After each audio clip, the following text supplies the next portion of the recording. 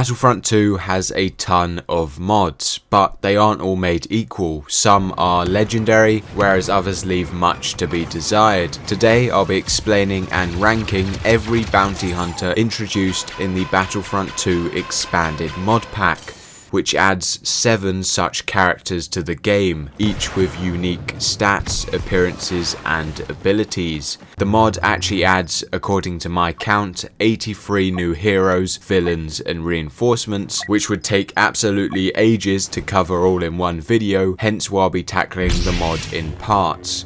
This time I'll cover bounty hunters, and maybe in the next one I take on droids. Each character will be ranked on a scale from A to F, taking into account everything about them, their abilities, how fun they are to play, and their effectiveness in combat. Oh, and one more thing, obviously this is my own opinion.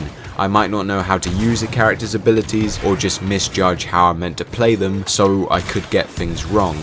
And someone you like may end up at the bottom of the list, so please don't shout at me. Feel free to tell me your opinions in the comments though, and don't hesitate to correct me if I say something wrong.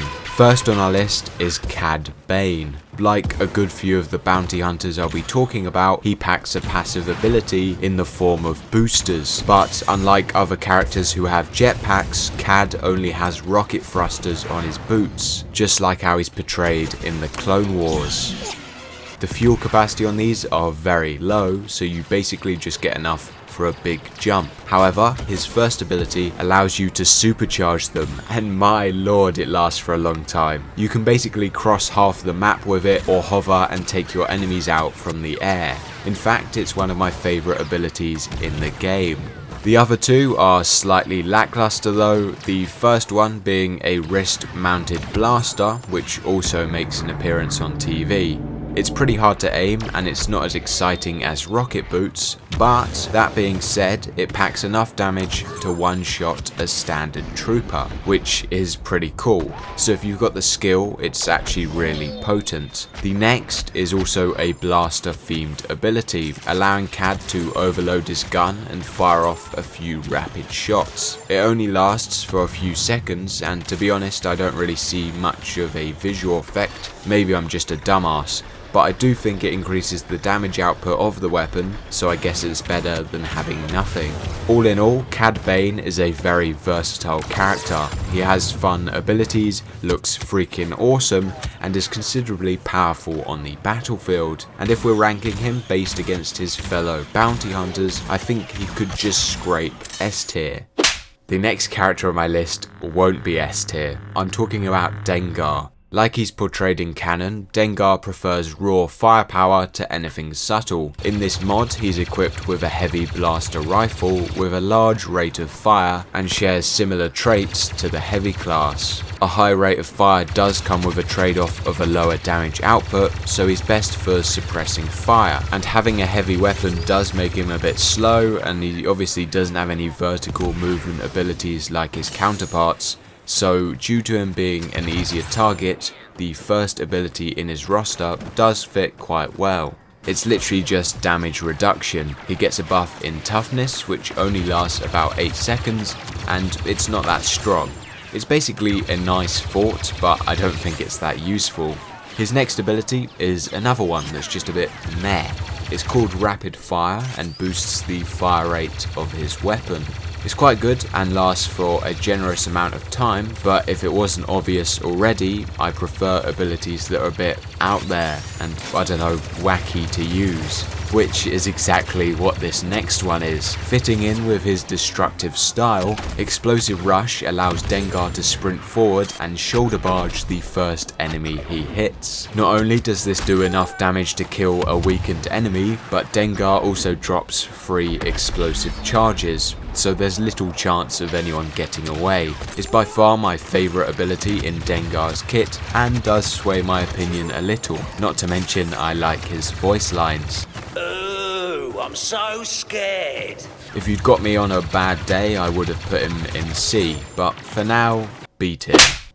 If you've watched The Mandalorian, I think you could guess the next bounty hunter. That's right, it's Din Djarin, or should I just call him Pedro. Before I start, this is what I love about the mods. Every one of his abilities are directly inspired from the TV show. Take the Whistling Birds for example, made from Beskar and directly showcased in the series. It's pretty bloody cool you can use them in game. If you're unfamiliar with them, they are basically tiny target seeking darts, able to penetrate armor and explode. And while they aren't as OP as in The Mandalorian, they are still pretty fun to use. Speaking of cool weapons, he's got the Darksaber! This makes me unbelievably happy, and the model and animations on it are absolutely sick. It has a very fast cooldown and can insta-kill base level troopers. However, I'm not sure if the aiming is a bit off or if it's easy to dodge, because it's pretty common for you to miss. So you've got a 60-40 chance of hitting someone at any one time. Paired with his jetpack, you can just flit around the map and land on unsuspecting victims, cleaving them in two and then running away to your next target, which is unbelievably fun. And the cool weapons don't end there, because you can't have Din Djarin without his most iconic firearm, the Ambon Pulse Rifle. It doesn't quite disintegrate Jawas like shown on TV, but its explosive damage does have quite a nice AoE.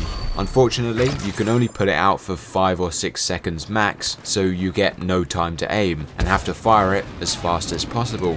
All in all, Din Djarin is a very fun character to play, quite powerful on the battlefield, and packed with iconic abilities. S tier. IG-88 is next on our list. Yep, the assassin droid and famous bounty hunter also made it onto this mod. IG is armed with a dual mode of fire. By holding down left click, you can charge up and unleash a plasma bolt, but it's really temperamental. Like sometimes I'll click it and it won't charge, and other times it will charge but release too early. And I've had varying degrees of success with it. If I'm close, I can insta-kill a trooper, but sometimes that doesn't even work. And the other fire mode is just the classic blaster rifle. So already, he's not looking in great stead, and his abilities don't really help. One of them literally just throws grenades at his feet. Like, he doesn't chuck them, he just places them down, which is pretty much useless because you'll either have to be really close to someone, which will probably leave you dead, and even if you are, the grenade delay leaves more than enough time for them to run to safety. His emergency systems ability sounds cool and in theory could work, e.g. giving him a little speed boost and extra health to escape danger, but in practice the speed boost is negligible compared to other characters, and the health has a delay between the moment you click the button and when you actually get it, and let's be honest, you'll probably be dead by then. His third ability once again sounds cool, but is a bit naff. Instead of a constant sonar, he gets a pulse scan, which only lasts a few seconds and it stacks. But really, compared to other characters who have scanning traits, it is pretty bad. All in all, the concepts are interesting, and I like the character, but in practice they just aren't effective. C tier. You can't have a list of bounty hunters without talking about Greedo. I mean, it's literally in his name, for goodness sake. And as you can probably tell, he isn't human. Greedo is actually a Rhodian who in Star Wars lore have a form of heat-based vision. So it should come as no surprise that his first ability lets him switch to infrared. Enemies are highlighted by their heat signatures, and unlike a scan, this has no range limit. It's one of the best recon abilities introduced in this mod, but it's still quite hard to identify enemies, and whenever I use it, I also seem to shoot at obstacles because it looks like there's an enemy there when in reality it's behind whatever I'm shooting at. His second ability is much better though. With power shots, your pistol auto-aims and locks on to any enemies in front of you, firing an explosive shot to each of them. Not only does this lock-on happen quickly, but the explosive shot provides enough damage to mop up any straggling enemies, and in most cases will get you at least one guaranteed kill. Greedo's final power comes in the form of a grenade cluster throw, where Greedo chucks out 3 different grenades about a meter in front of him. It would have been better if the grenades landed a bit further away, because you have to be really up close and personal for it to work, but okay, have a look at this. I'm not sure what kind of grenade or freaking implosion this is, but it's pretty bloody sick. Greedo is a fun character to play and has useful abilities, but I don't think it's enough to be the creme de la creme. A tier. And last, but certainly not least, we have Jango Fett. Just listen to that. Jango's jetpack sacrifices fuel capacity for a faster burn, more velocity, and a fast recharge time. Plus, this new burn rate doesn't apply for hovering, so you can still stay airborne for a generous amount of time. His Westar 34 blaster pistols absolutely melt enemies and obviously make that fear-inducing sound, but it's the abilities where he's let a bit down. I'm not sure if I'm just crap, but his wrist-launched rocket is ridiculously hard to aim. I even tried shooting at feet like the soldier from TF2, but even then it's a bit hit and miss and does ineffectual damage for what it is. The wrist-mounted flamethrower is his second ability, and it looks cool, but once again the damage is poor and the range is short, and enemies can just walk away from it. His ping ability is the best because it lasts for a long time and is quite useful to pinpoint enemies when you're in the air, especially if they're hiding behind obstacles or just hard to identify. However, if we ignore his abilities for a minute and just consider that he has one of the best jetpacks in our list and pretty darn decent dual pistols, I'll let him mosey on into A tier. Thanks for watching.